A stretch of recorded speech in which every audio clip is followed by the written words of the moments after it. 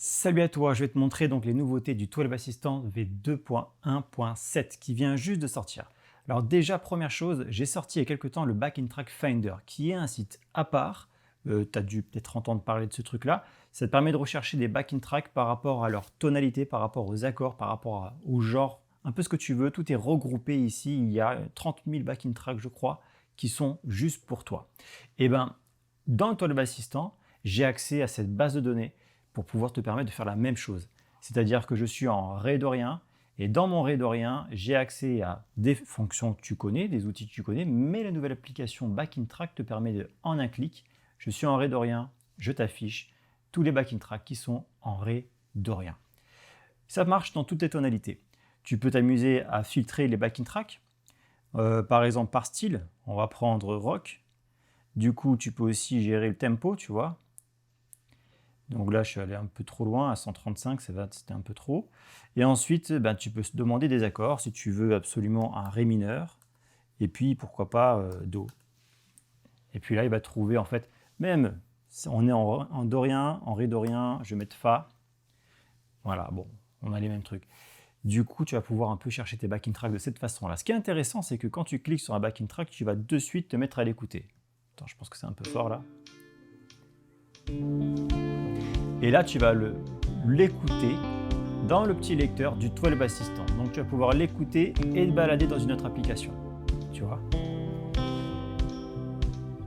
Et vu que c'est le 12 Assistant et que tu as la gestion de tes pupitres dans le 12 Assistant, si tu veux pouvoir enregistrer ce backing track dans tes médias du 12 Assistant, et bien rien de plus simple. Il va falloir juste, par exemple, aller choper, hop, on va quitter ça. Si jamais je veux garder celui-là, tu as le petit bouton ajouter à la médiathèque. Je prends celui-là, celui-là et celui-là par exemple, et dans mon pupitre, ici, média, j'ai mes 3 backing tracks. Et dès que je clique, ça va ouvrir le lecteur. C'est dans l'application média. Donc là, dans l'application média, je vais retrouver donc les backing tracks que je viens de trouver et puis mettre de côté. Ok, donc ça c'est pour l'application Backing Track Finder intégrée au 12 Assistant. Maintenant on va aller sur l'application Fretboard Explorer. Alors l'application elle était déjà existante, mais il y a des nouveautés, pas mal de petites nouveautés. Pas mal de choses qui ont été demandées, des choses que je voulais mettre en place. Je suis content, c'est enfin disponible. Je vais un peu mettre de l'ordre pour toi, pour que tu vois un peu plus clair. Je vais mettre tout ça en note noire. Ensuite, premier petit nouveauté, tu as le petit bouton là, hop, qui permet d'afficher rapidement tout le manche ou alors juste l'essentiel du manche. Voilà, par défaut, c'était comme ça, il fallait chercher dans les menus, j'ai simplifié, c'est disponible ici ou avec la touche W. W. Alors, première chose que j'ai mis en place qui est nouveau, qui est visible, c'est ça. C'est le système de 3 notes par corde. En 3 notes par corde, je vais pouvoir en fait afficher un autre système de position de la gamme. On va afficher les intervalles pour mieux comprendre quand même. J'affiche les intervalles et je vais voir la position 1. En affichant la position 1, ce qu'il va faire, c'est qu'il va partir donc de la tonique qui est à la case la plus grave, enfin la corde la plus grave, d'accord, corde 10 là pour mon Ré. Et puis il va faire 1, 2, 3, ensuite de chercher en dessous la continuité à 1, 2, 3 notes, chercher en dessous continuité à 1, 2, 3 notes, etc. jusqu'à aller dans les aigus. C'est une autre façon d'établir des positions et c'est pas mal pour bosser, quoi. Et d'ailleurs, j'ai fait aussi une certaine nouveauté qui peut être intéressante, c'est ça, c'est de pouvoir imprimer là le diagramme là, tel que je viens de le faire là sur l'écran. Si j'appuie sur le bouton imprimer, ça va me générer un PDF qui permet de pouvoir l'imprimer et d'avoir ça, d'accord. Tu vas pouvoir l'imprimer bien entendu avec exactement tout ce que tu auras fait, tout ce que tu auras disposé, le manche que tu veux, tout. Tu vois, regarde. Hop, tu peux aussi le faire avec un manche grid si tu veux un truc plus clair, tu vois, pas besoin d'imprimer un manche au complet, quoi. Ensuite, tu as aussi la possibilité de faire des choses un peu comme ça, si tu utilises l'outil Truncate, tu vois. C'est-à-dire que tu vas pouvoir isoler le truc, afficher en plus gros. Voilà, là, tu vois, je suis de la case 4 à la 9, tu vois. Pas besoin d'afficher tout le manche. Donc ça, tu peux t'amuser à faire ça. Ça va direct soit dans ton pupitre, mais soit tu peux l'imprimer. Donc voilà, pour l'imprimer, tu le vois, c'est juste en dessous imprimer. Ça va générer un PDF et ce PDF, hop, si jamais je l'ouvre, ça me fait, voilà, ça me fait ça. Et puis ça, tu prends, tu l'enregistres dans ton ordinateur, tu l'imprimes, tu fais ce que tu veux, etc., etc. Ouais, alors déjà, c'était pas mal demandé ça aussi. Comme tu as pu voir, là, j'ai cliqué sur la position 1 des 3 notes par corde et c'est resté cliqué. Si je change, ça clique, ça reste cliqué en fait. On voit la position qui est active. C'est la même chose pour les positions cage. Ok? C'était pas le cas avant. J'avais, pour des raisons, je ne l'ai pas fait. Finalement, je l'ai fait parce que c'était demandé. Voilà, j'ai fait ce qu'il fallait. Ok? Position cage, ça marche. Position 3 nœuds par corde, ça marche. Et ce qui est pas mal, que j'adore, qui est nouveau, c'est ça. Pour l'afficher, on va faire comme ça. Tu vois, quand je survole une position, hop, il m'affiche un overlay de la zone de la position. Je n'ai pas besoin de cliquer pour voir. Tu vois, je survole et je vois très bien. Même si jamais j'ai pas mon, comment dire, voilà, si jamais je le mange en entier, je verrai assez bien en fait où se trouve la position. C'est pareil avec la position cage, tu vois. Ça, j'aime bien moi. Donc maintenant qu'on a fait ça, on va faire un autre truc qui est pas mal. C'est voir j'ai rendu un peu plus intelligent l'outil tronquette, l'outil de ciseau qui permet de rogner le manche, qui te permettra de pouvoir faire ça, tu vois. Et ben, en fait, quand tu cliques sur l'outil ciseau, maintenant ici, ça va automatiquement par rapport à la configuration du manche tel que tu l'as affiché en enlevant des notes et tout, il va te recadrer comme ça. Mais ce que j'ai fait en plus, c'est si jamais tu changes de position, ça te recalcule. Tu vois, au moins, direct, tu as toute ta position, tu n'as pas besoin de t'embêter.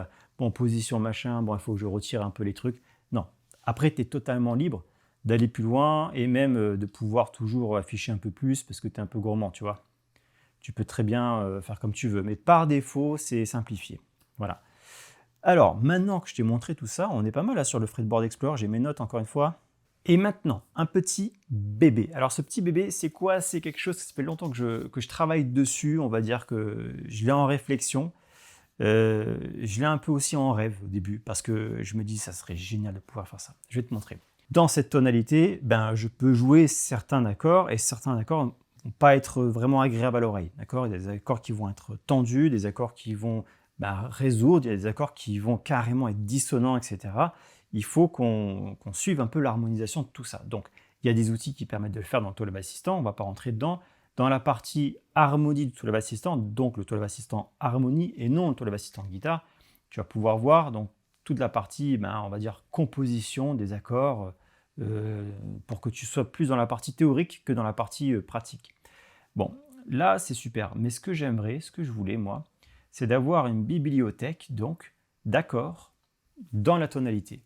Là, on est sur le côté pratique des diagrammes d'accords, mais uniquement par rapport à la bibliothèque, enfin, par rapport à la gamme de La mineur naturel, ou La éolien, si tu veux parler en mode. En tout cas, cette gamme, elle comporte des accords qui sont tous disponibles ici. La mineur, c'est le premier accord qu'on va te proposer, parce que, bon, on va dire traditionnellement, voilà, c'est l'accord maison de cette gamme. Si je clique sur ce menu déroulant, c'est un menu drop-down, voilà, j'essaie de parler en français pour ceux qui n'aiment pas trop parler en anglais, et tu vas voir plusieurs façons de trouver les accords disponibles dans cette gamme. Déjà, par défaut, tu vas tout avoir à la longue, là, comme ça, enfin, toute une liste, là, c'est un peu long, mais c'est classé par, tu vois, les triades, les tétrades. Ensuite, tu vas avoir tout le reste, quoi. Si jamais tu veux faire le tri, déjà, tu as un moyen de pouvoir faire une petite recherche. Ou alors, tu peux dire, moi, ce que je veux, c'est un accord du 5e degré. Et là, tu vas avoir les triades, les tétrades, les machins du 5e degré. Donc ça, c'est un truc, je l'ai fait. Je ne sais pas si j'en ai parlé dans une... Je pense que si, je ne sais plus. Mais en tout cas, c'est un truc que j'ai fait pour pouvoir vraiment avoir une bibliothèque. Là, rien que ça, c'est une application à elle seule, quoi. Ça, juste ça, c'est ce que j'aurais aimé avoir quand j'ai commencé à développer le 12, quoi. Du coup, on est là-dessus et on va s'amuser en 5e degré, tiens. On va prendre un mineur 7, tout tranquille, un mi mineur 7.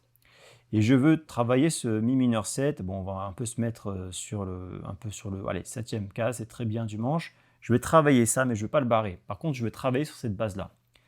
Ce que je peux faire maintenant, c'est que je clique sur le menu contextuel qui est là.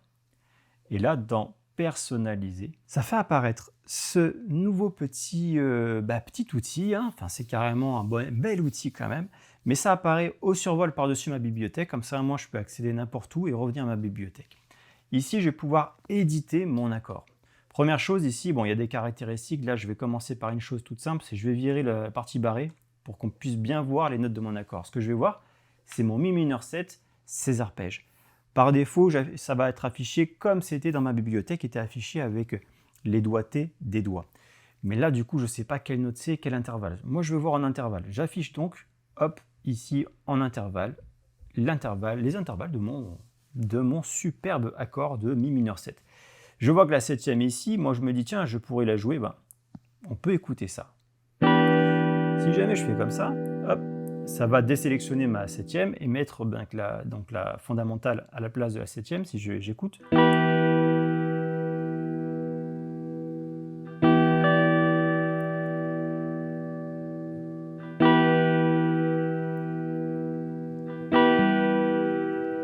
Donc il y a des petites variables, des petites choses qui te changent,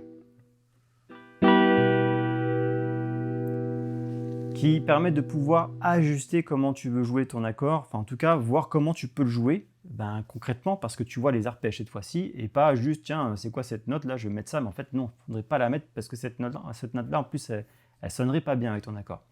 Donc ici je trouve ça génial qu'on puisse modifier son accord. On revient à l'accord d'origine.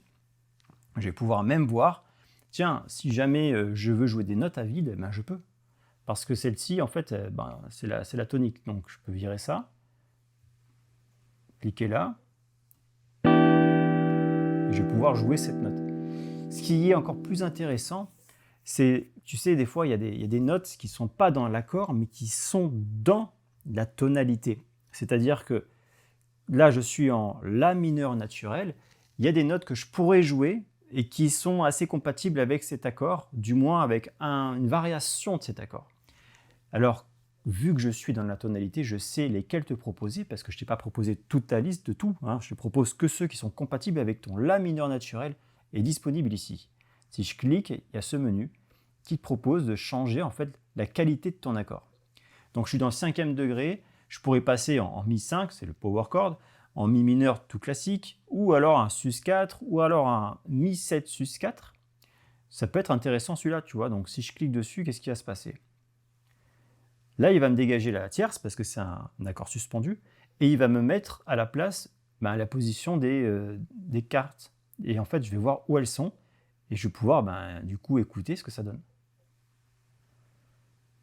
Ok. Et là, ça devient un peu intéressant parce que tu peux facilement switcher par rapport à où tu es sur le manche d'un accord à l'autre en restant quand même dans ta gamme. Je vais garder ça et je vais l'enregistrer. Je peux le nommer, je peux aussi, tu vois, requalifier au niveau des doigtés, quel doigt je vais mettre, tout ça tu peux faire. Mais bon, si on va faire vite, j'enregistre. Et là, j'enregistre, bon, il y a une petite moulinette, vu que là j'étais tout à l'heure en Mi mineur 7, maintenant il me dit, maintenant, est-ce que tu veux qu'on change la bibliothèque? Parce que tu étais en Mi mineur 7, tu passes en Mi sus 4, enfin Mi 7 sus 4. Je clique, il va me le faire. Donc, maintenant je suis dans Mi 7 sus 4, et je vais voir donc les accords personnalisé avec ce petit picto qui est juste là. Tu vois, c'est ce picto qui permet de déterminer que ton accord, qui te montre en fait que cet accord est un accord personnalisé. Et tu vas pouvoir retrouver cet accord personnalisé à la fois dans toutes les bibliothèques, à la fois dans le générateur de progression, dans l'éditeur de progression. Tu vas pouvoir le voir en fait partout. Comme ça, au moins, tu peux travailler avec de la même manière que tout le reste, quoi. Ça devient ton accord à toi. Ce n'est pas disponible pour tout le monde. Hein. Ce n'est pas parce que tu crées un accord que quelqu'un d'autre le verra. Sinon, ça deviendrait un vrai bordel. Donc ça, je suis assez content de cette fonctionnalité. Ça marche assez bien. Les bêta-testeurs, ils m'ont fait des bons retours là-dessus aussi. Et puis voilà, qu'est-ce que tu peux faire avec ça? Tu peux le mettre dans ton pupitre et l'enregistrer. Donc du coup, faire tes cahiers avec et puis les imprimer. Tu peux aussi, ça c'est nouveau, tous les diagrammes, tu peux les télécharger. Quand tu télécharges un diagramme, ça va faire une petite moulinette qui va transformer ça en PNG transparent. Je ne sais pas si tu vois ce que ça veut dire, mais en gros, ce n'est pas un JPEG avec un fond blanc, tu vois, c'est un PNG transparent. Et là, si j'ouvre le PNG, il va m'ouvrir où là? Il m'ouvre là. Et tu vois l'accord, le diagramme que tu peux placer dans un document, quoi. Là, il est blanc. Donc, si tu veux le mettre sur un document blanc, on est d'accord, tu seras un peu embêté.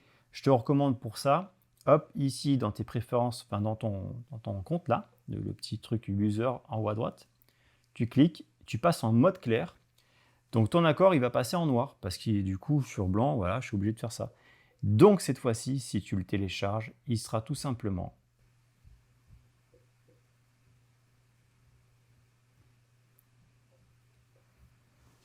en noir. Et là, sur une feuille blanche, ça serait beaucoup plus visible. Donc voilà, c'est pour la partie accords, personnalisation des accords. Je suis très content de ça. On passe à la suite. Le changement de tonalité en 2 clics. Toujours, depuis le début, on m'a demandé de faire ce truc-là, et puis pour des raisons, je ne l'avais pas fait, finalement, je vais vous écouter.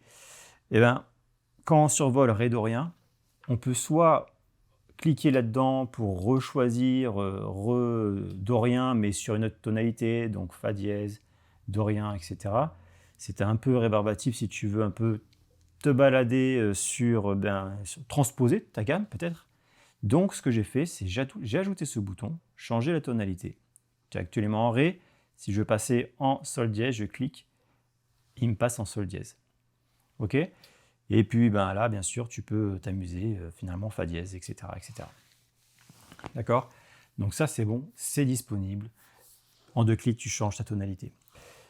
Le bouton print, je vous l'ai fait et rendu compatible sous l'application de comparateur de diagrammes. Donc là, je suis en Ré dorien, je reste comme ça du bout du manche, je m'affiche un accord de pourquoi pas le 4e degré au hasard, Si majeur ici, donc Si majeur, et je veux superposer ça de cette façon, c'est-à-dire m'afficher en dessous les notes de ma gamme en blanc et au-dessus les arpèges de mon accord en intervalle de couleurs. Du coup, ça super, mais j'aimerais me le mettre dans le pupitre. C'est toujours pareil, hein, tu l'épingles, tu vas dans le pupitre, tu peux faire des choses, tu pouvais aussi l'imprimer de là. Mais je veux directement l'imprimer, tu cliques sur le bouton et tu auras exactement tout pareil, un PDF avec les machins superposés, avec marqué que tu es sur Si majeur, sur Fa dièse, dorien. Ça, c'est compatible aussi et très pratique. En tout cas, pour moi, c'est ce que j'utilise le plus en ce moment. Qu'est-ce qu'il y a d'autre dans mes feuilles là? Donc, du coup, je pense qu'on est pas mal là. La dernière chose que j'ai à vous montrer, c'est un petit kiff que je me suis fait. Ça, c'est un petit raccourci que je trouve pratique. On est là, on a un peu la flemme d'aller chercher dans le menu, de chercher sa gamme, je sais pas, de Do dièse, dorien. Hop, ici, si je fais Do dièse, dorien, lui, ce qu'il comprend, c'est que tu es en train de chercher quelque chose qui n'est pas forcément une application. Du coup, il me propose en gamme tout ce qui est Do dièse dorien. Alors, il va trouver du B9, du dièse 11, du bebop, du machin. Toi, tu veux celle-là. Alors, tu as la carte d'identité de la gamme. Si tu cliques sur le bouton Ouvrir dans, tu choisis d'ouvrir ton Do dièse dorien dans, par exemple, le Fretboard Explorer et tu travailles avec ça. Et en fait, c'est pareil sur les accords. Là, sur les accords, si je tape La mineur, il va me dire, attends, tu es en train de chercher quoi là? Plutôt un accord ou plutôt une gamme? Du coup, il va comprendre un peu ce que tu es en train de dire. Mais bon, là, j'ai fait un peu le taf. Genre, si je fais La mineur en français, il va comprendre que tu cherches ça. Parce que tu vois, entre anglais-français, j'ai fait en sorte que ce soit tout rassemblé. Donc là, je veux La mineur, donc c'est ça. Je peux pareil l'ouvrir ça dans les applications qu'il me propose. Mais peut-être que je parlais d'une gamme. Donc du coup, dans les gammes, j'ai aussi La mineur, harmonique, blues, tout ça, naturel. Je vais avoir toutes ces gammes mineures qui sont disponibles ici et je vais pouvoir cliquer dessus et choisir ce que je veux. Donc ça, c'est la recherche que je peaufine encore parce que c'est pas évident de faire de la recherche intelligente. Il y a aussi le système, tu vois, j'ai fait en sorte que tu puisses quand même dire, attends, moi c'est une application que je cherche. Donc là, bon voilà, il a détecté la mineure, il a mis les applications par rapport au triade mineur majeur, bon voilà. Ensuite, il y a dans les astuces et tutos aussi, j'ai fait, il y a des astuces tutos. Donc du coup, quand tu fais une recherche, je ne sais pas si tu veux comparer et que tu ne sais pas vraiment comment faire avec l'application, tu vas pouvoir voir ici des tutos qui te disent comment faire, tu vois, comme exactement le tuto comparateur de diagrammes. Donc là, si la recherche elle est un peu plus smart qu'avant et te permet de pouvoir trouver des accords et des gammes, tout ça, dans le 12 Assistant V2.1.7. Voilà, c'est tout. N'hésite pas à dire ce que tu penses de tout ça, surtout par rapport à l'éditeur d'accords. Là, ça m'intéresse beaucoup d'avoir vos avis parce que je sais que pas tout le monde va l'utiliser, mais c'était pas mal demandé aussi. Ça fait longtemps que j'aimerais le mettre en place de cette façon-là. Je trouve que c'est génial. Donc voilà. Merci d'avoir suivi. À très bientôt. Ciao.